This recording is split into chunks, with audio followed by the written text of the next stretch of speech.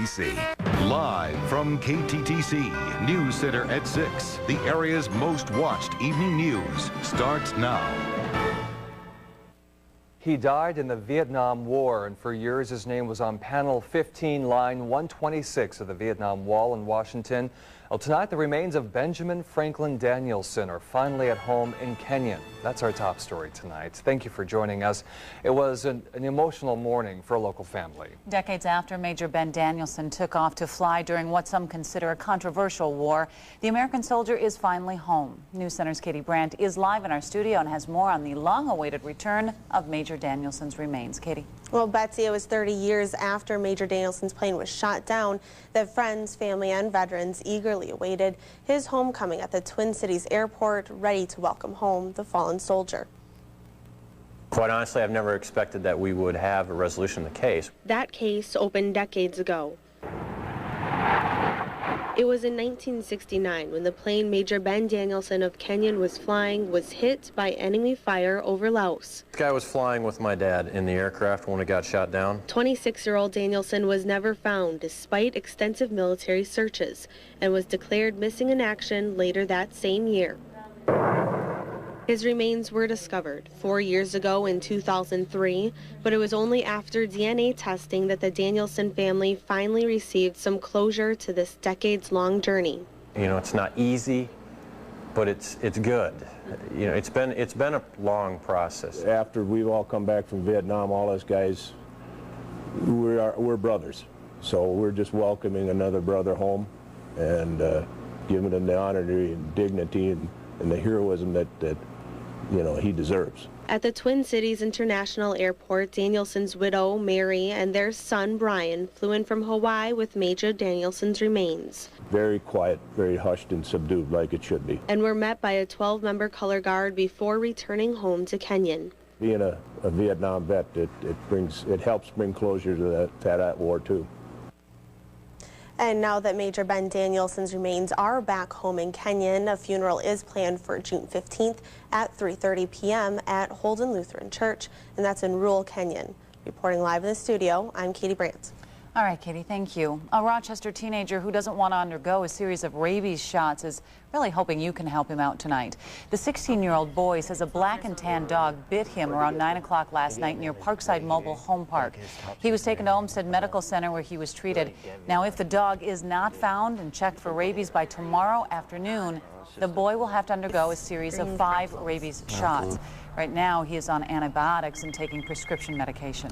Police are looking for 3 men who robbed a Winona man at gunpoint in his own home. The 69-year-old victim told police that he let 3 of the people in to use the phone around 9:30 last night. But then things quickly turned violent, and according to the victim, the men showed their gun, bound him to a chair, and then robbed him. The victim was treated at a hospital and released this morning.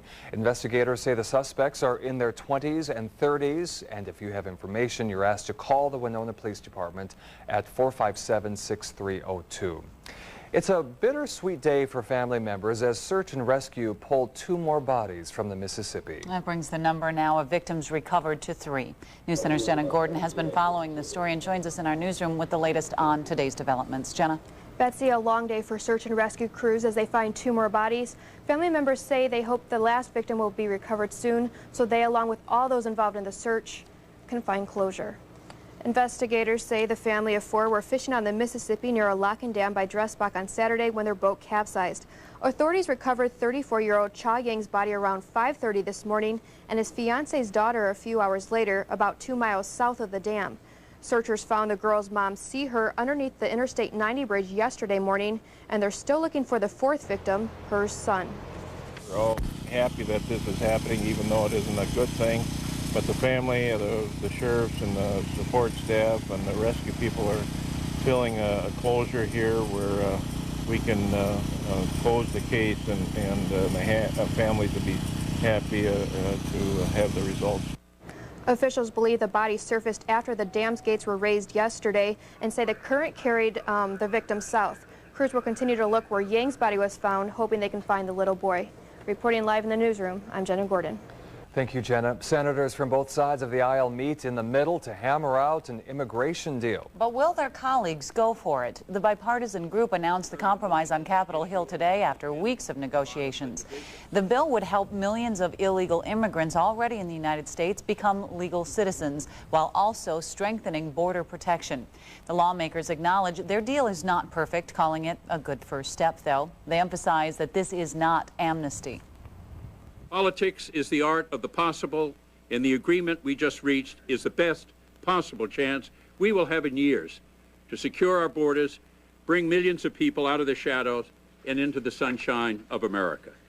Meantime, the number of minorities in the United States topped the 100 million mark last year. Latinos accounted for 15% of the overall population, nearly half of the minority population. And tonight at 10, we'll have more local reaction to the national plan and how it could affect immigrants living in this area.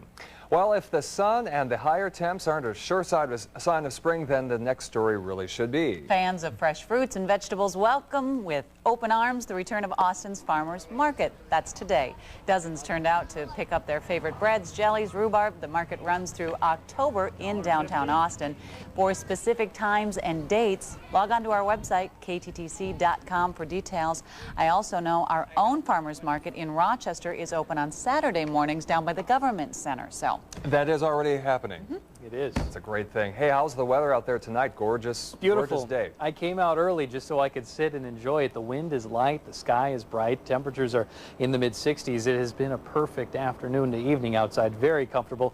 Wanted to highlight for you our vegetable garden. We're working on some tomatoes and some peppers, and hopefully by the middle of the summer we have a little bit of salsa to share here. So a nice day to be out in the garden. Take a look at what we have here. Garden photos. We want to send those in here soon. Send them to weather@kttc.com. You get a gift certificate to Sargent's, and we air your photos. We'll start that here the 28th, Monday the 28th. Ken Quatrin will be taking care of the garden photos again this year, as he always does. Highs today, we hit 68 in Rochester, 70 in Dodge Center, and mid-60s elsewhere along extreme southern Minnesota and North Iowa. Current readings are still in the upper 60s to low 70s here in Rochester, and a little bit cooler in Austin to Alvarez Lee still. 61 by 7 o'clock and 52 by 10. So sunshine this evening, clear sky tonight, no patchy frost by tomorrow morning. We saw a few spots getting some frostbite this morning, but highs today 68 in Rochester. The normal is 68, so a typical day, a little cooler than normal this morning though, and as we go into the weekend we're looking at a warm-up and the possibility of a little much needed rain. Your forecast is coming up later in the news. Thank you, Randy. A friendly reminder to motorists to please slow down and expect some delays on Highway 14. Beginning today, traffic will be reduced to a single lane on Highway 14 East from Rochester to Eota. Construction crews will continue working through Friday and resume work again Monday, the 21st. And for more construction and travel information, you can go online to 511mn.org or you can call 511. Still ahead tonight at 6, financial experts are growing concerned with the way Americans are saving. there are some startling numbers not seen since the days of the Depression. But first tonight. Coming up, I'm Jennifer Hoff. With the price of gas going up, I'll tell you how the demand for ethanol is fueling a rise in corn prices, but also creating a new method for its production. That could mean more money in some farmers' pockets.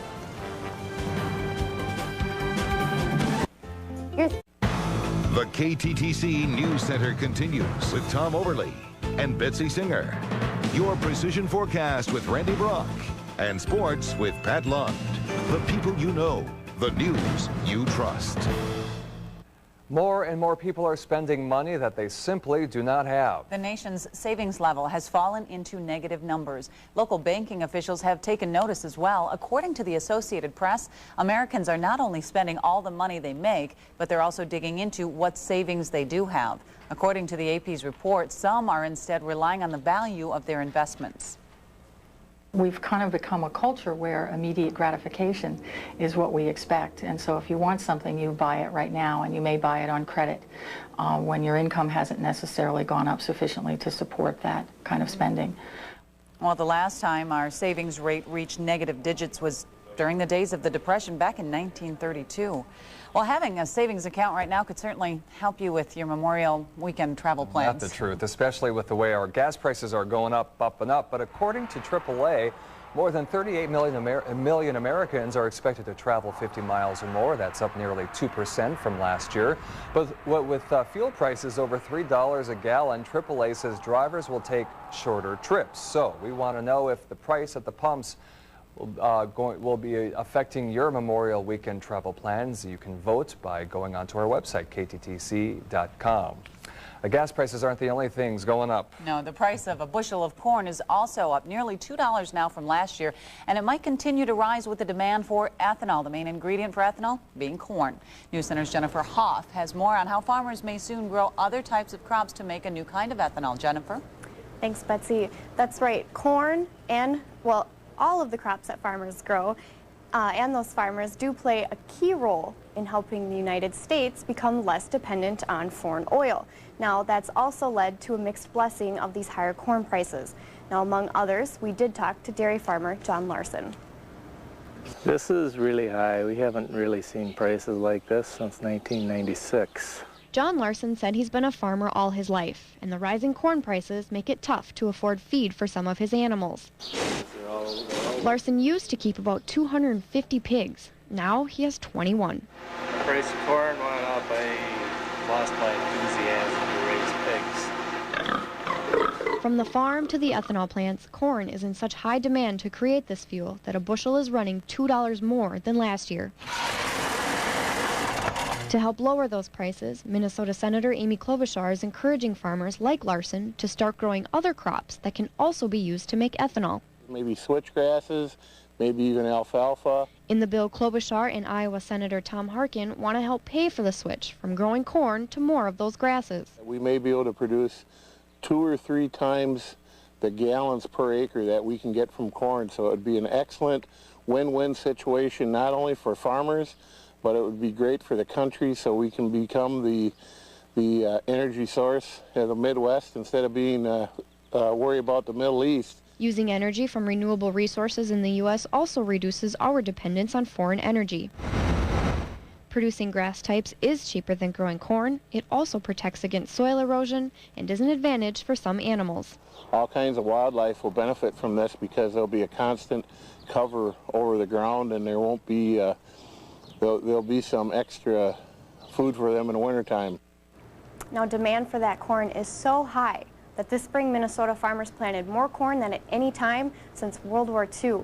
Much of that corn is going to produce ethanol instead of feeding animals and consumers. Reporting live in the newsroom, I'm Jennifer Hoff.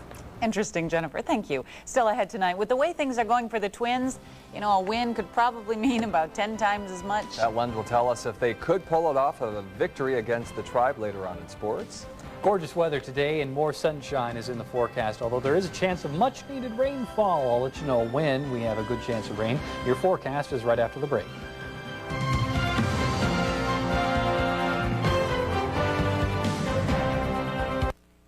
At Rochester Ford, Highway 52 North, or Rochester Toyota, Highway 63 South.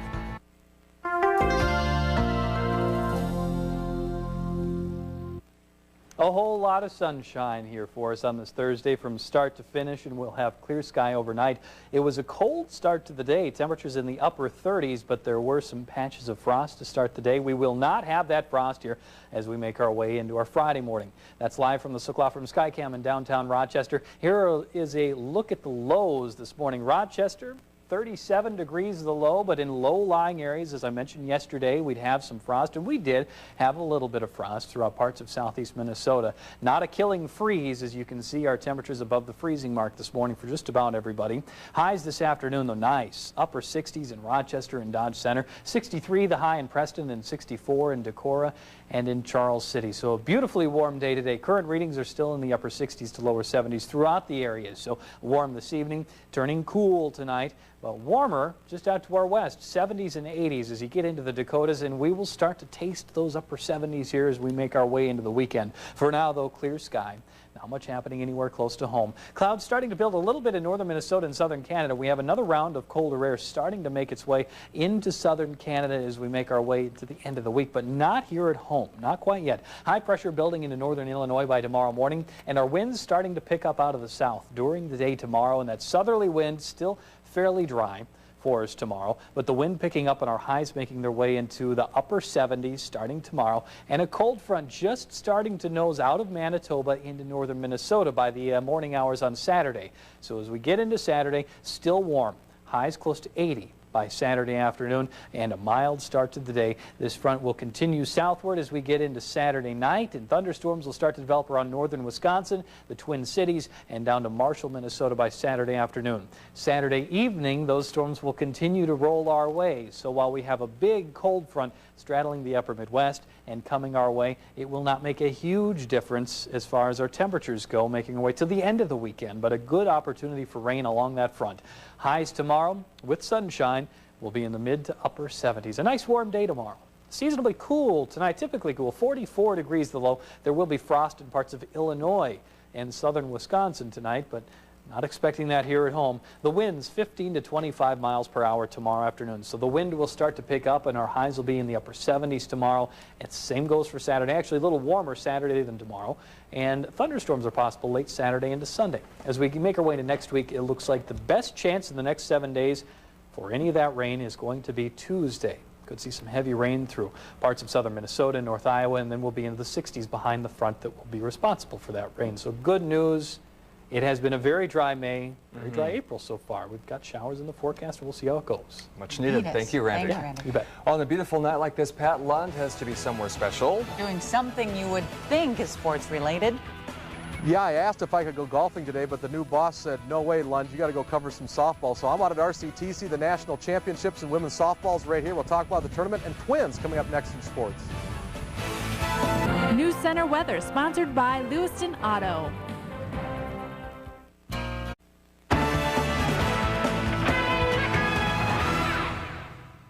Good evening and welcome to the RCTC Softball Complex, the site of this year's Junior College National Championships in women's softball. We'll get to the tournament here in a bit, but boy, the Twins are really struggling, and they wrapped up their three-game set in Cleveland with a loss, so the Tribe comes out with a sweep, and it was a pitcher's duel, scoreless game into the seventh inning. That's when the Indians got to Johan Santana. Victor Martinez puts the first run on the board with just jack to left field, 1-0 Tribe. Just a couple of pitches later, just a couple of pitches later, Cleveland takes Santana deep again. This time it's Ryan Garko, back-to-back homers in a three-pitch span, and that was all the scoring in the game, as the Indians are now 5-0 this season versus the American League Central, and the Twins have lost 7 of their last 8, 12 of their last 16. The record dips 4 games under the 500 mark. They'll be in Milwaukee to face the Brewers over the weekend. All right, now we're going to talk some tournament softball. Shelly Beecher joins us. She is the tournament director for the National Championships in Community College Softball. Second year in Rochester as a tournament director. How much easier is it to get things going in a second year after being through it 1 year already? You know, after the first year, it is a lot easier.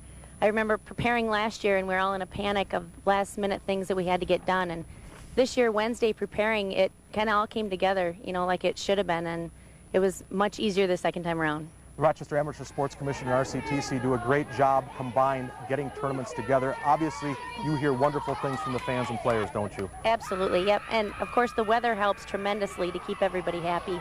Yeah, a lot of teams have their parents and fans coming out with them, and that's great for travel. That's great all around for the city of Rochester. 4 teams are back from last year's national championships. The defending champs are back. 8 teams in the field. How did day 1 go? Were there any surprises in the field? Not so much. Maybe a little bit, little close games. A few close games that came down right to the wire. Makes the tournament really exciting, and day 1 was a great start. One team has just 2 victories coming into this. How the heck does that happen where a team wins 2 games all year and they get into this tournament? Yeah, I don't know. I haven't heard much. That's Columbus State out of Columbus, Ohio. I haven't heard much about how they qualified to get here, but you know, usually they have to win their region to qualify for national tournaments. So, you know, if they got those last 2 wins at regions, you know, they're here. So that's all that matters is when you get those 2 wins in regionals, you can go out, you can not win a game all year and get there. Absolutely. They had a tight game at the end here. They almost pulled out a victory, but you know, that's what happens in nationals. You never know. All right, Shelly Beecher, the tournament director, thank you very much for joining us. That's the story out here. There were 8 games played out here today. A bunch of games tomorrow. The championship Saturday afternoon at 4. That'll do it here from the RCTC softball complex. We'll be back after these messages.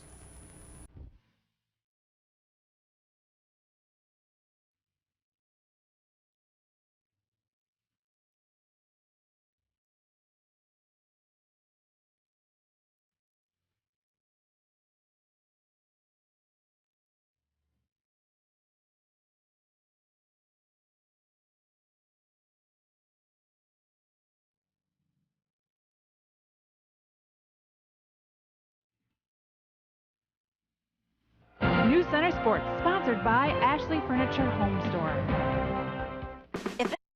New tonight at 10, they are responsible for producing some of the area's biggest wind farms. Now its employees are getting some devastating news. Also, we are going gluten-free, or at least telling you where you can go if your diet requires you to remove the protein from your menu. There are also more than 20 restaurants that cater to you, and tonight at 10 we'll find out which ones those are. And she makes a living picking up what no one else wants to. At 10, we'll tell you how one woman is overcoming illness and making a living at it. These stories tonight at 10 o'clock. Thank you for watching us tonight at 6. Have a great night. We'll see you at 10.